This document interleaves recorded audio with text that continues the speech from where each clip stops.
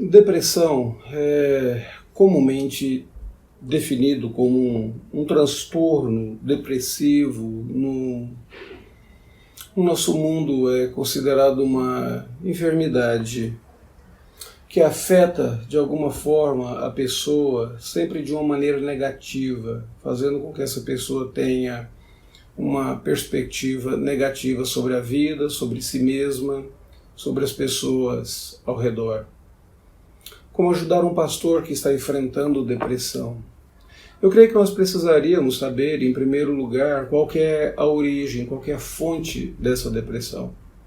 Se é uma fonte biológica, e várias pessoas poderiam enfrentar, sim, essa depressão biológica, existem alguns estudos que dizem que alguém que luta contra a diabetes tem uma tendência maior, biologicamente, de entrar em estados depressivos.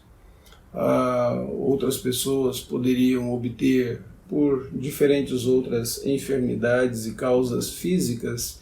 Se é uma fonte biológica, provavelmente essa pessoa precisaria de um cuidado de um psiquiatra, de um neuro, de um médico que vá de fato acompanhá-la.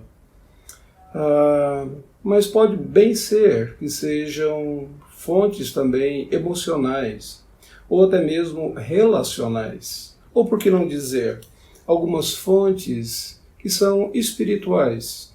Um dos livros mais influentes no meio cristão nos últimos anos foi escrito por um médico pastor, ou pastor médico, Martyn Lloyd-Jones, que escreveu o livro Depressão Espiritual, suas causas, suas consequências e sua cura.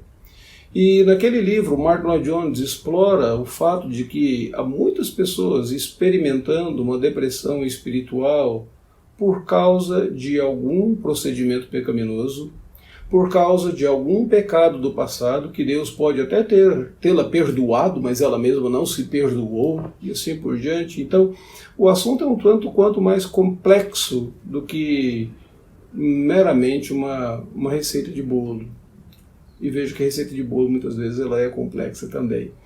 Mas como que você poderia ajudar o seu pastor que diz estar enfrentando depressão?